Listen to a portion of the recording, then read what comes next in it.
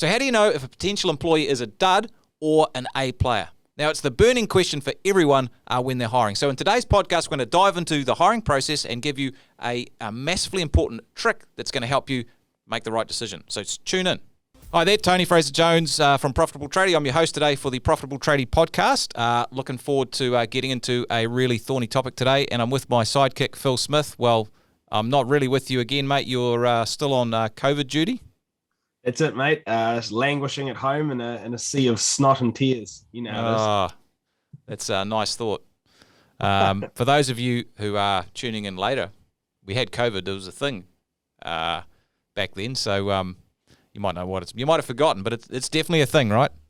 Yeah, future Phil, if you're listening to this, maybe you can give me some words of advice because it's feeling bad right now, but I'm sure it's fine for you, mate. You'll be back. So, man, what are we talking about today? Mate, we're talking about hiring. So, in particular, we're talking about getting the right people and how you can do that without guessing or basically just taking pot shots and relying on luck. And really, we're going to be focusing on my favorite step in the hiring process, which I think is just absolutely key for making sure that you actually get this right and get the right people. That's a little bit of a teaser there, mate, isn't it? Yeah, well, I got to keep you on the hook because I think the thing is this topic's not always that sexy, right? There's other parts that people tend to get fizzed up about: job ads, where to put it, how to get it in front of people, all that kind of exciting stuff. What do I say when I have the dude in front of me? But today's topic is probably a bit less sexy, but honestly, probably a bit more impactful. It's huge.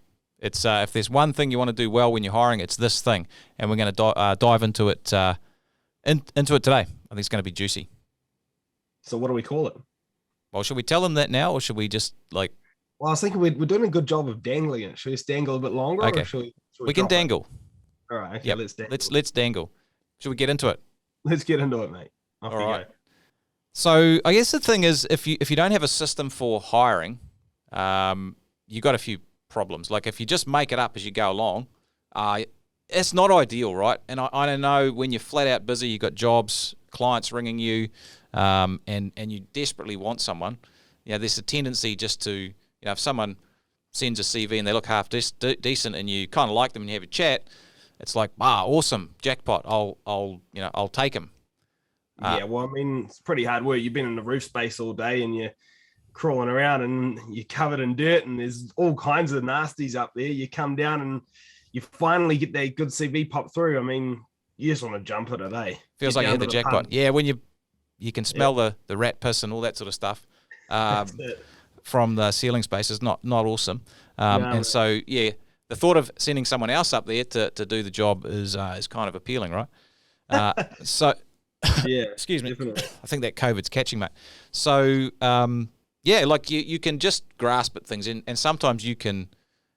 I guess what happens is you see what you want to see in people, and you take them at their word. But, hiring's way too important to actually take someone at their word. I mean, you should trust people, obviously, but you need to test them. And you need to make sure that they're actually good, and you need to do that with a process in a thorough way. It's kind of like you're putting them through your own, your SAS boot camp or your SEAL boot camp or whatever it is. You take your choice of special forces, the operators. I love that term, an operator. Special forces isn't special forces? Don't mock the special forces. That's crazy. Are you mad? Mocking your voice, mate. I was mocking your little special forces. You're mocking me. Okay. Appreciate that. But you do need to put them through like a boot camp, like a real, proper process to see whether they're good or not.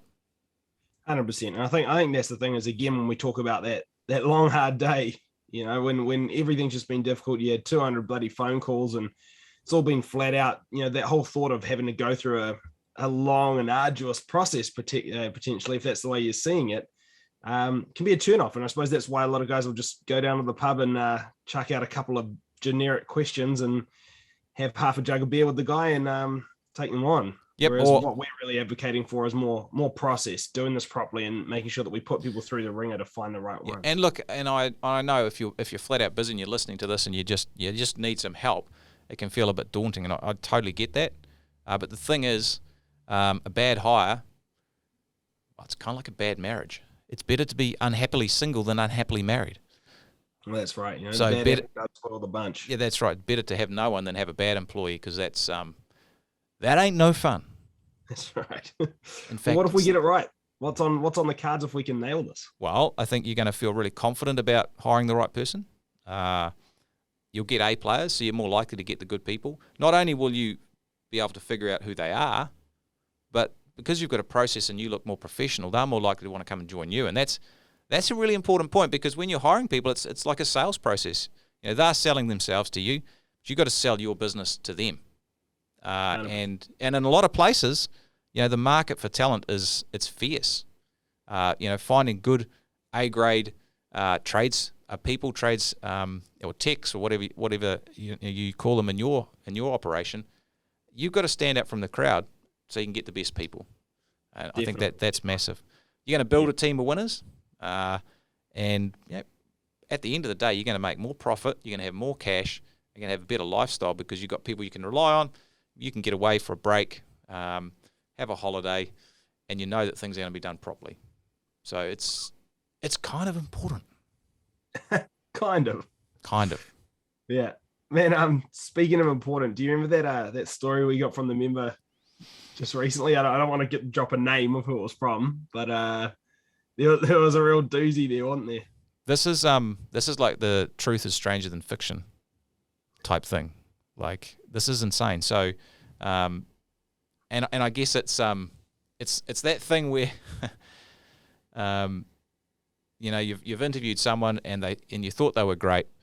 They said all the right things, but it's kind of like they'd practiced the interview. The old, hey, I've done this lots of times. I'm really good at interviews because I've done lots, because I'm no good at working. Yeah, well, the best interviews are often the worst hires, right? Because they've done it before. They are like they are practiced at the art of interview deception. That's right. They're kind of like criminals who should be locked up. Is that too far? Oh, hey man, nothing's too far when we get into this topic. So, well, I kind of feel like they should be put in employment jail anyway, because I know as a business owner you work dang hard, and the emotional cost, or the mental cost, the stress cost of a bad hire, it's enormous. Definitely. Anyway, we're talking about a story. So this is an actual story from one of our members. I've written it down here so I get it right, because it's kind of that weird that you wouldn't believe it. So this is an actual story from one of our members.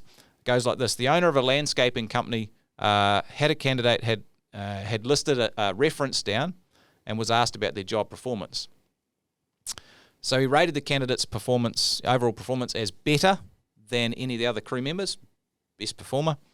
He couldn't think of any weaknesses in the former employee's performance, or for that matter, any areas that really needed improvement. That's like jackpot, winner, boom, boom. But he also said, the individual left the company on his own accord and was not fired. Happy days. However, when asked if he would hire this person again, he replied, "No, in fact, the sheriff is still looking for him. He stole my truck when he left." So you folks wouldn't happen to know where he is right now, would you? It's like, oh dear. I want to press one of these buttons again. Can I do that? Oh no, it's not that one. It's that one. It's the fail. We're getting used to those ones, eh? You like that? Yeah, it's all right. I mean, if you get your timing right, it'd be great. Yeah, timing's everything.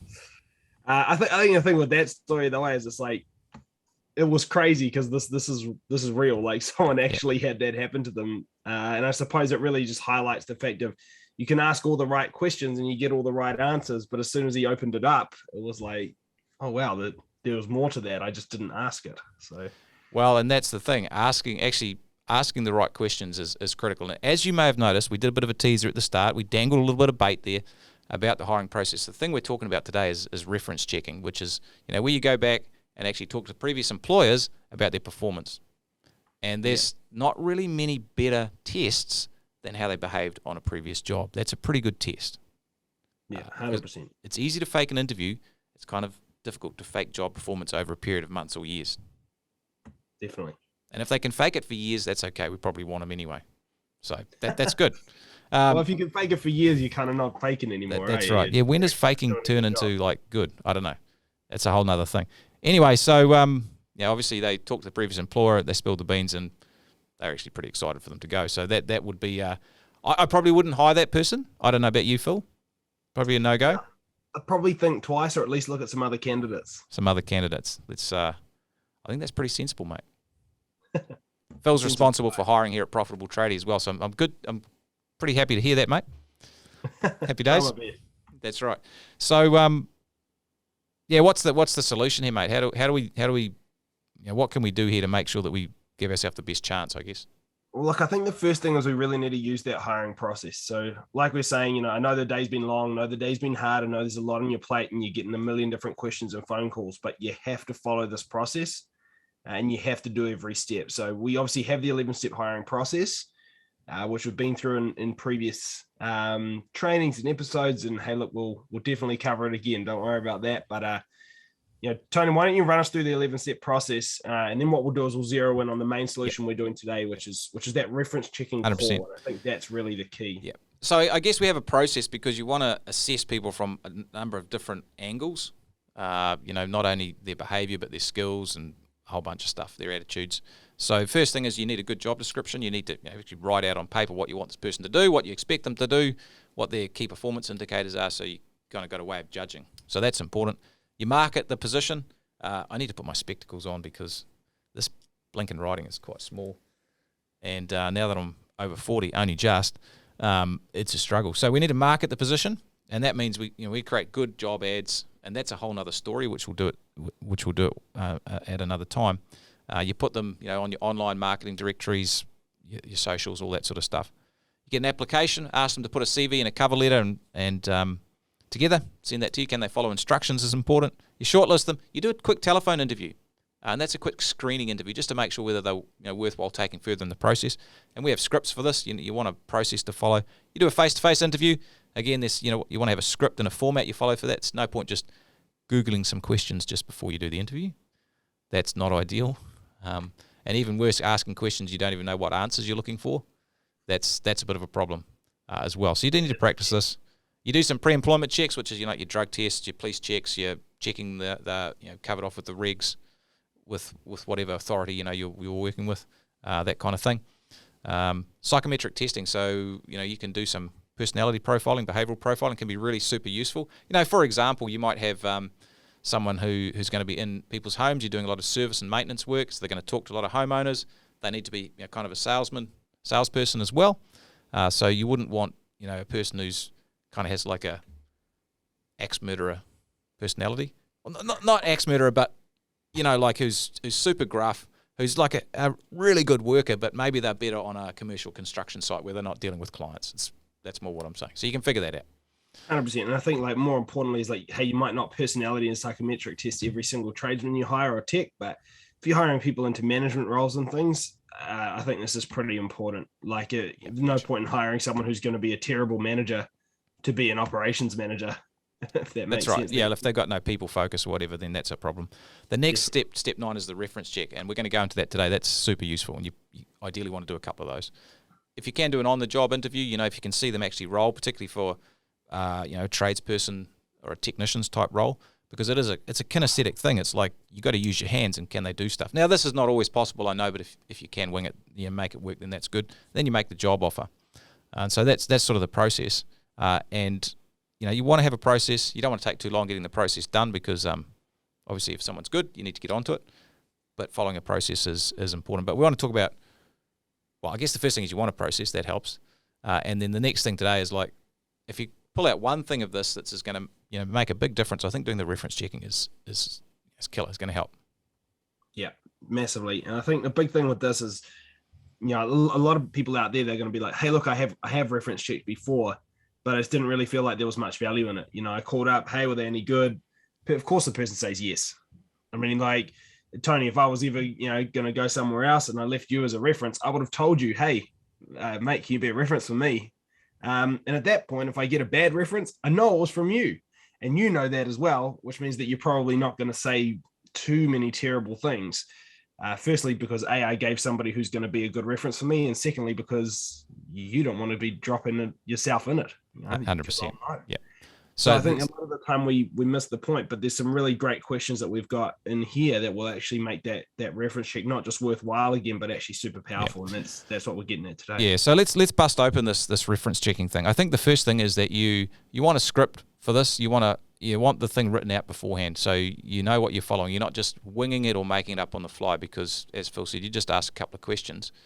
That might be okay, but you really need the script to drill down into the key details. And I think let's bust open what those are.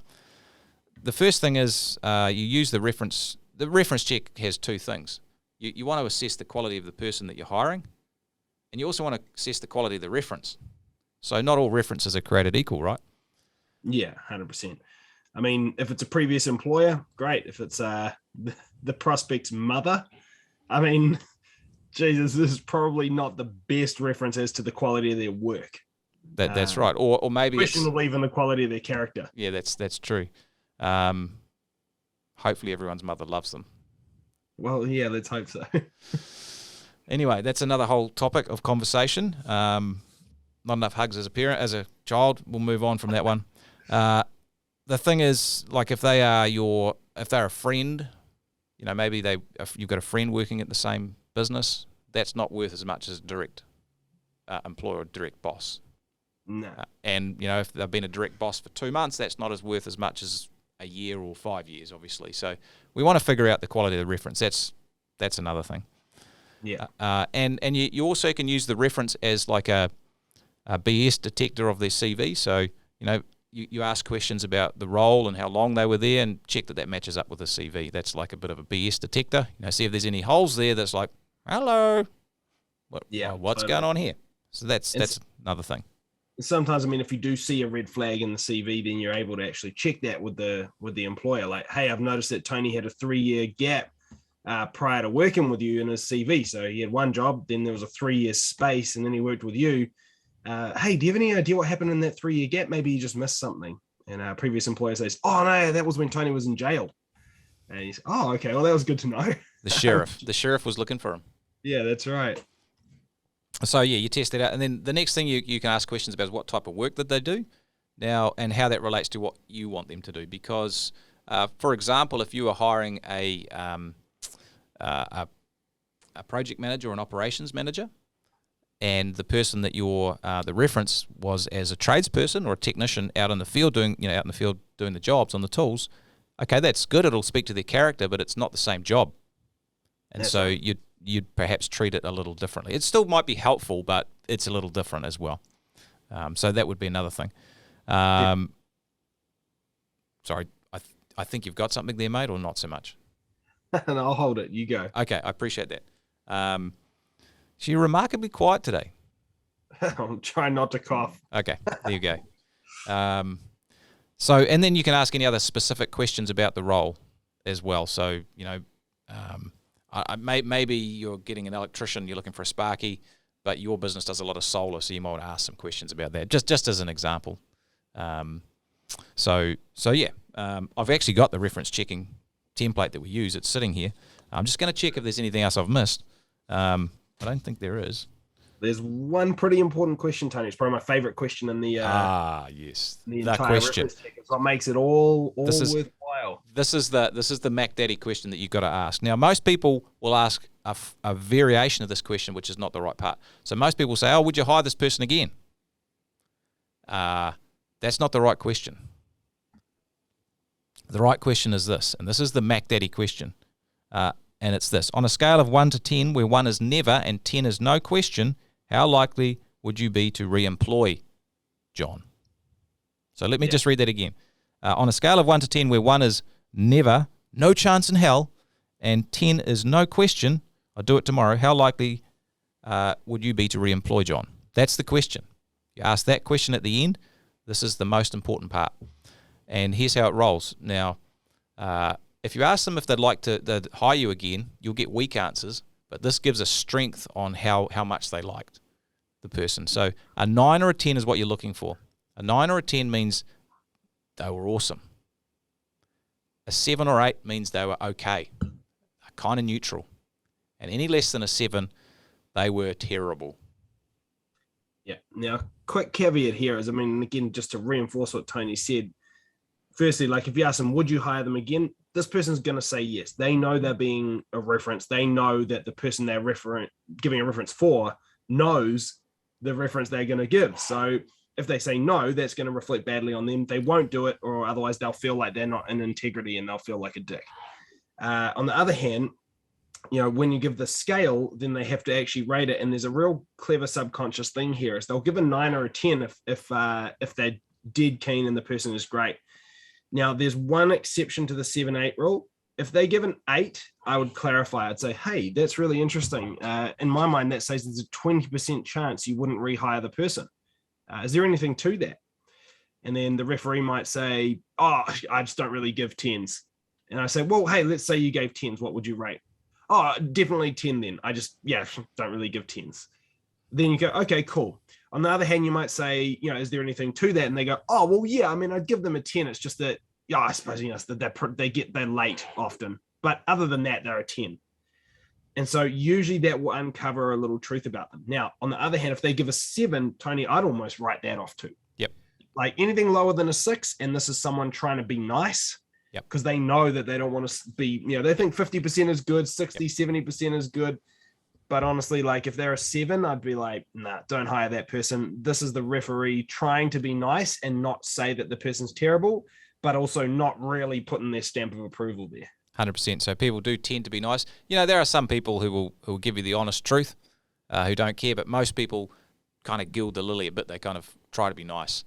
So it's a very powerful question, a great way to finish the interview, the reference check. Excuse me. So on a scale of 1 to 10, where 1 is never, no chance ever, and 10 is, I'd do it tomorrow, how likely are you to rehire them? And that's the question you want to ask. Ideally, you want that 9 or 10. That's a good one. Right. And look, we've had lots of our members use this script, and first time they're like, oh, well, an 8 sounds okay. After we've told them it's 9 or a 10, and they'll come back and say, oh, he was an 8. I'm like, oh, he was an 8, was he? What was he like? Mate, I can't tell you the amount of times I've spoken to a client and they've just had someone leave or figured out someone's a dud and had to get rid of them. And I've said, hey, did anything come up in the interview process? Anything that you're in the hiring process that stood out to you? Any red flags that maybe we can look for next time? And they go, you're going to kick my ass for this, Phil. I say, what is it? And they say, look, honestly, when I reference checked, they were a 7. But I asked, and the person said, no, they're great, but 7. And I'm like, dude, you shouldn't have taken them on. And they say, yeah, I know, but I was desperate. I needed the person. Yeah. And look, I've almost never seen a 7 work out, in honesty. So 7's not good. The other thing is people say they didn't actually do the reference check, which is a big miss. So if you can, reference check, have a process, but reference check and look for 9s or 8s. Yeah. 8s, 9s or 10s, sorry. 9s or 10s, not 9s or 8s. 9s or 10s. 8s question it. Real big, yeah. No way. 8 is neutral. Now, hey, just before we land this plane, I've got one more little Easter egg in here, which I think is important. It's been working well for some of our members. Now, I know a lot of you guys are going to be, trying to hire and grow your team. And I know that, good techs and tradesmen don't grow on trees. So in this case, little hack you can do with your reference check. If you're asking for references from a potential employee, something you might come across a lot is, hey, look, I don't really want to give my current employer because if I give them as a reference, they'll know I'm trying to leave. And then if I don't get the job, then I'm in the poo. And a little workaround, I would still try to get a previous employer, maybe the one before that, but a little workaround that you can do, which is pretty cool, is you say, cool, are there any other senior tradesmen or techs that you work with currently that wouldn't mind giving a reference for you? Now, here's the trick. If they give you a name, the person they give you is another senior tradesman or tech who's probably got a reasonable standing in the company who is unhappy. Because otherwise, why would they give a reference? They would tell the boss straight away. This person is probably also unhappy. Now, they're not the strongest reference, but they're another potential hire. Mm-hmm. Do the reference check with this person. And when you finish by saying, and by the way, are you happy? And the referee will say, what do you mean? And you say, well, look, it just strikes me as odd that you're giving a reference to someone to leave the company. Is there anything to that? Are you happy where you are? If not, why don't we have coffee sometime? Nothing to lose. And hey, look, you might get 2 for the price of that. That's worth cheering. I just got it in there, mate. That's a bit of gold right there. So, alrighty, let's land this plane. This has been juicy, man. So, if you're wondering how to choose the winner and not the loser in terms of hiring people, have a process, but do your reference checks and ask that key question on a scale of 1 to 10. Remember, that's the key one. How likely are you to rehire them? 1 is never, 10 is extremely likely. That's the key one. Make sure you ask that question. Thanks heaps for listening, and we'll catch you next time. Hey, I hope you liked the video. Check out all the other videos in the channel and like and subscribe.